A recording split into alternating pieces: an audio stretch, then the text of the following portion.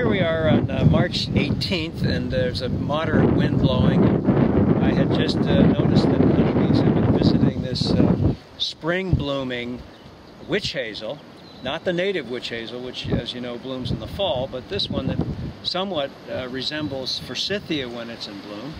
And at the time, a few minutes ago, we had a half a dozen honeybees visiting it, and we were all excited, so we came out to photograph them, and of course they're gone. And we have been able to appreciate, however, that there are other pollinators here that perhaps don't get all the glory and limelight. There are flies, for one thing, that visit these flowers, which we noticed were emitting a rather sweet aroma, which I'm sure is part of the plant's ability to attract these insects.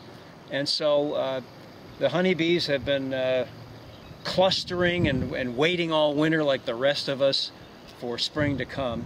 And today the temperature's over 50, 55 degrees, perhaps more, and they are flying. And we did see some here gathering nectar and pollen at the witch hazel flowers, but there are other things. The red maple trees are in bloom at this point, so that's another early source of nectar and pollen. And we're just very excited. We'll take a look at the hive in a minute and see that they made it through the winter. We did a video earlier in the wintertime when they were clustering in the hive and really not doing too much. So hopefully we'll be able to see sense a little more activity now that spring is here and this warm weather causes them to send out scouts for nectar and new sources of food and pollen. What prompted me to come out was the fact that in the hive I noticed that there were some honeybees coming in with pollen on their hind legs and those special little structures on their legs known as pollen baskets.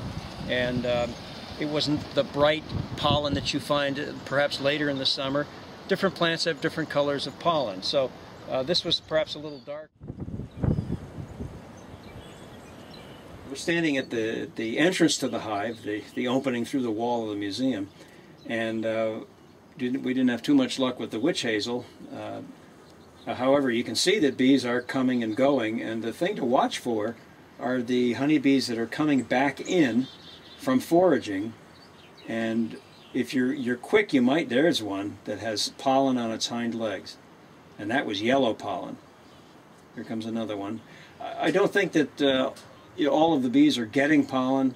There are other matters that they need to take care of when they leave the hive. There's one. Oh, that's nice. Oh, two of them.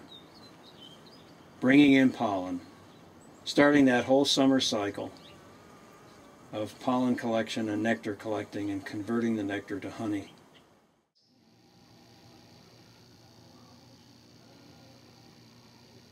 We're inside now, and our observation hive is here. And looking at the entire hive from a distance, I think it's clear to see that there's more activity brewing now than there was during the winter, when they were just clustered together, not moving too much, conserving energy, eating a little bit of honey just to keep warm. These bees, of course, had the advantage of the hive being in the building and not out in a field somewhere, so this colony was not exposed to some of the cold temperatures that we had this winter.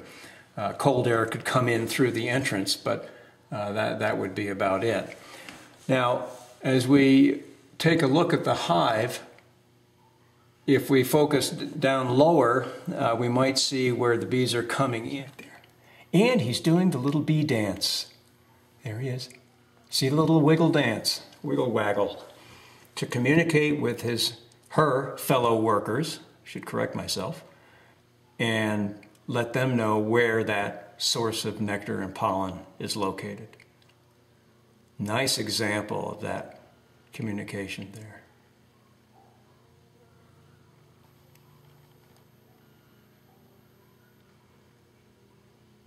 You can even hear the bees buzzing inside. So this certainly brings some hope and promise for another successful year with our honeybee observation hive.